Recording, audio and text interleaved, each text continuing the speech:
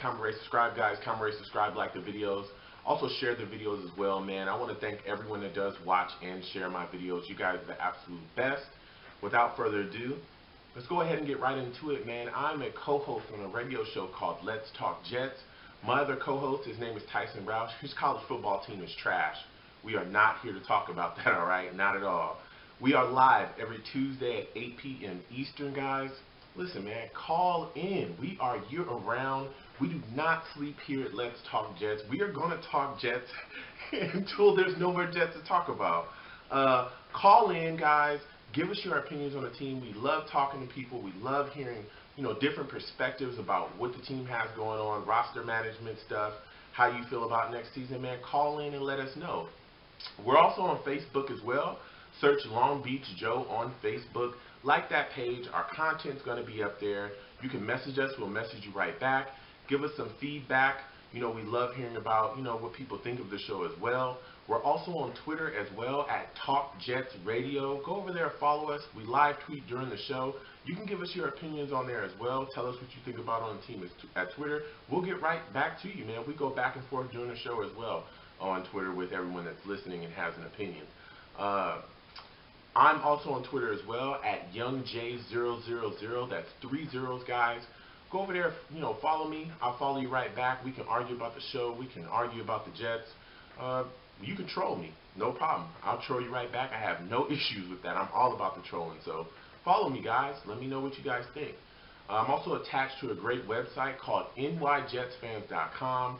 They have great writers over there writing great articles about the Jets, a lot of inside takes. They also have a shop with t-shirts, towels, stuff like that. Lots of Jets goodies going over there. My videos are on there as well. So when you go over there, man, read those articles, buy yourself something from that shop, and watch my videos. nyjetsfans.com. Go over there, constantly favorite it and go there every single day. So without further ado, let's get into my NFL playoff divisional round picks, guys. All right, let's go ahead and get into it, man. First game, Kansas City Chiefs and New England Patriots.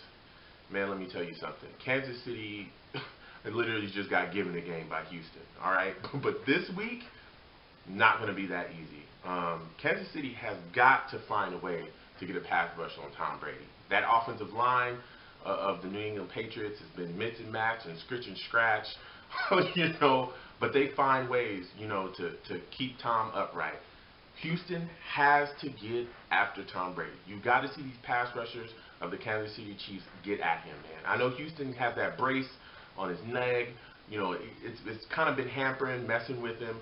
But, he's going to play through it. They're going to figure out what's going on with that, and they're going to fix it up, and he's going to be out there. So they just got to get after Tom Brady, point blank, period.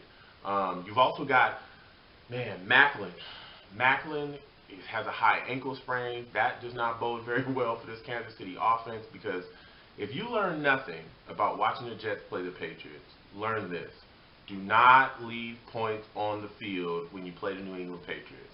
You have to take advantage of every single opportunity you're given. I don't care what state they're in. I don't care if they don't have any wide receivers or if they, if they're missing 2 running backs, if they're down to their 4th string or some guy they just got off the street at running back. I don't care about what they have going on in their offense. They're well coached, they're always well prepared, and they take advantage of opportunities and they can score. And if you allow them to hang around, especially late in games, they can come back and win a game very, very easily. They've done it so many times. Tom Brady is captain comeback, and you have to put him away early. So, Kansas City has to produce. They have to put up points, okay? With Macklin with that high ankle sprain, that's going to hurt him. Kelsey's going to have to step up. West is definitely going to have to run the ball. They're going to have to find a way to manufacture points. I'm talking end zone touchdown, not just field goals. Can't do that against the Patriots. My keys for the game with the Patriots, though, is you got to get after Alex Smith, all right? A lot of people trash this Patriots defense, but let me tell you something. Chandler Jones, Collins, these guys are really good backers, okay? And quietly, the New England Patriots have a pretty solid front, man. They get sacks. They're like 2nd in the league at getting sacks, quietly. This is a team that has a decent front 7. They can really get after you, man. And They got to get after Alex Smith, point blank period. Offensively, Tom Brady and Gronk, I could see them having a day, man. There's going to be some matchups out there that Gronk is going to be able to take advantage of. And he's got to punch it in as well. I can see Edelman having a solid day as well. But, he's kind of hampered by that knee and foot injury. We'll see how it works out. But if he cleats up and gets out there, he's going to be part of the game plan too as well. And Tom is going to be Tom, especially if they can keep him upright and clean, if he's still getting the ball out of his hands quickly like he has been all season. So with that said, I am picking the New England Patriots to win this game, man. Last week, Kansas City had a lot of things with Houston, man. The 5 turnovers, they got helped by special teams and all those things. I don't think that stuff is going to happen in this game. And I think they're going to struggle because they've struggled to score points offensively, throwing to their wide receivers all season. I just think New England's going to be able to take advantage of certain things, especially matchups with Gronk, and especially things defensively. So I am picking the New England Patriots again to win this game. Next game, Pittsburgh Steelers at the Denver Broncos. Let me tell you something. Pittsburgh comes into this game after playing the Bengals in a game that was horrible to watch. I mean, it was out of control, man. You had guys, in the other guy's face. I mean, it was a scrap. It was a straight out brawl. It was a street fight out there, man. It was crazy to watch that game. Flags left and right. It was really out of control. A lot of things came out of that. One of those things, Burfict ended up hitting Antonio Brown on a play that's extremely controversial. Some people say that, he was able to see that Antonio Brown didn't catch the ball and the ball had actually hit the ground, comes in late, hits Antonio Brown to the head, concussed him.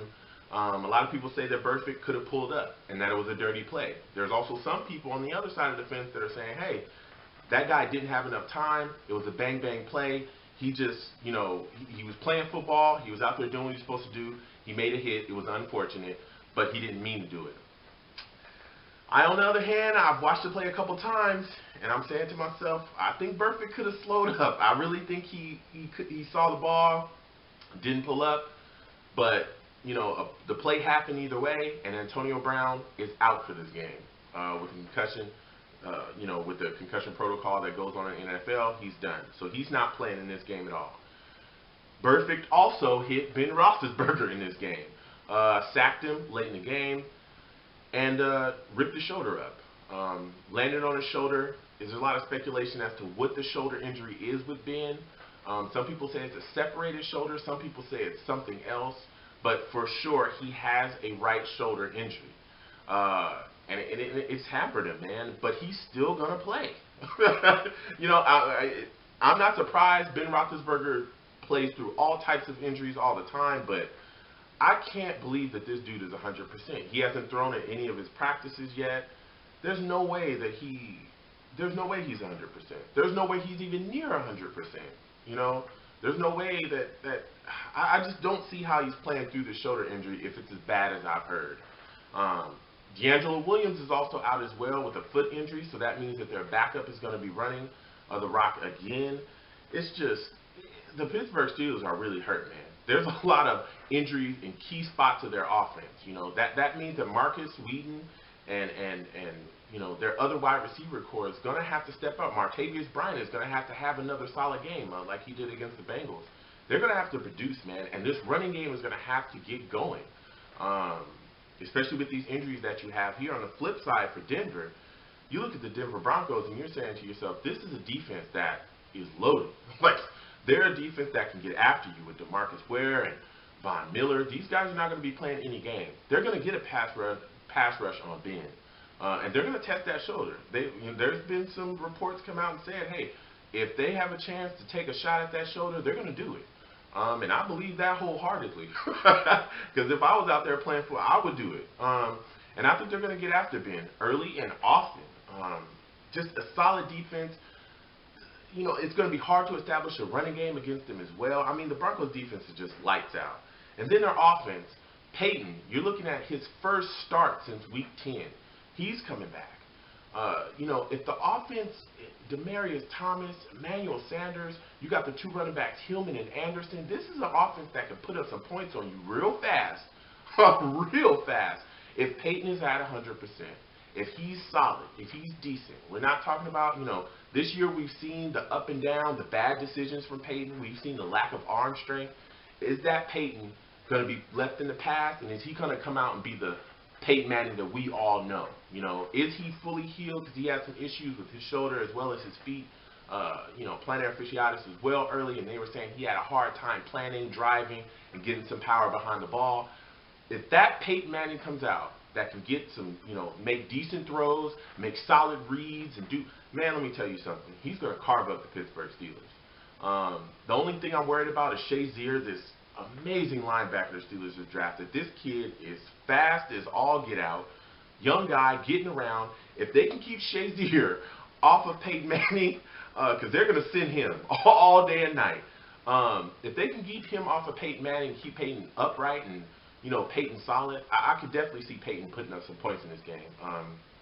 So I am picking the Denver Broncos to win this game, man. It's just too many injuries for Pittsburgh in key spots, man, especially Antonio Brown being out. I just cannot see them winning this game. I just can't. So I am going with the Denver Broncos to win this game. Next game, Seattle Seahawks at Carolina Panthers. Listen, man, the Seattle Seahawks barely got out of Minnesota last week, okay? Minnesota's kicker ends up missing a kick in the last second, and boom, Seattle wins the game. I mean, it was a point-blank kick, an easy range, shorter than a field goal. He came out and said, hey, I made my mistakes. The holder did his job. The snapper did his job, but I didn't do mine. But Seattle escapes. There's a lot of things we saw come out of that game. Seattle's offense in this game, okay, against the Carolina Panthers cannot do what they did against the Vikings. They must get something going early offensively. That offense was sputtering against the Vikings. And even Russell Wilson came out and said, we did not play well at all. There was a lot of things we left out on the field, a lot of things that I could have done a lot better. He's going to have to play better against the Carolina Panthers. But let me tell you something. Carolina Panthers defense is lights out. You got Josh Norman over there. You got Davis, the linebacker, over there playing well. They got guys that can rush the passer. I mean, you mess around with these guys, they're gonna put it on you. Point blank. Period. Marshawn Lynch looks like he's gonna play.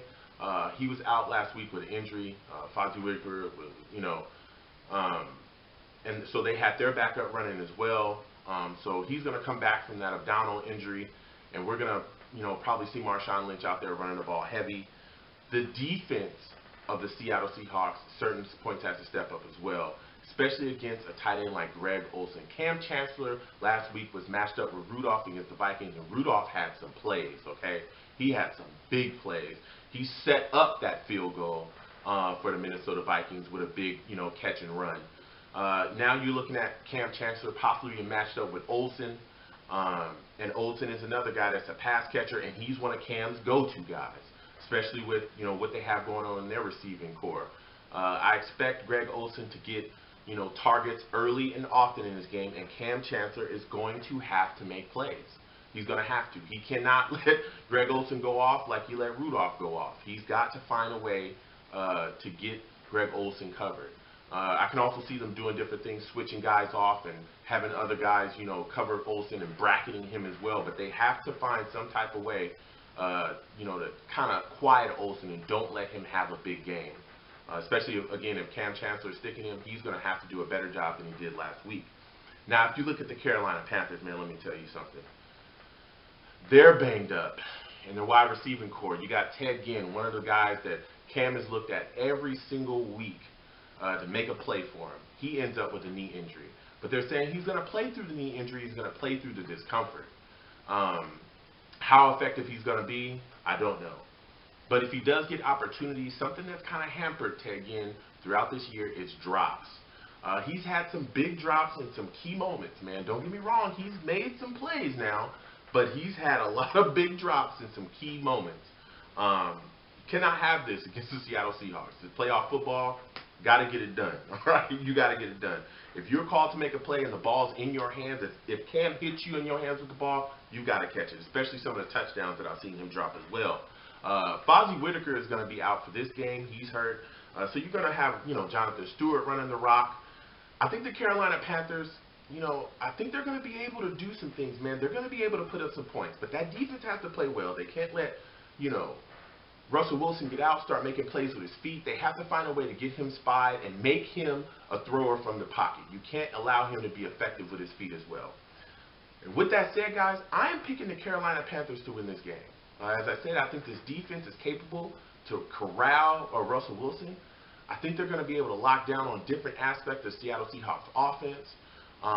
Only thing I'm worried about is how Carolina is going to produce points. But I think with a solid run game, I think Ginn is going to be able to be decent. I think Cam's also going to find other targets. They've managed to work with this receiving core as it is throughout the entire season and put up some, beat some teams just finding ways to score. Greg Olson's going to have to be that guy for the day. I even think Cam is going to be able to get out and run as well. He's effective with his feet, not just with his arm this year. He's had a fantastic year as well, Cam Newton. So I am picking the Carolina Panthers to win this game, man. I have faith in them, and I think they're a team that can compete to be in the Super Bowl as well. So, again, I'm picking the Carolina Panthers. So last but not least, guys, the final game, Green Bay Packers versus the Arizona Cardinals. Listen, Green Bay came out last week. I did pick them to lose.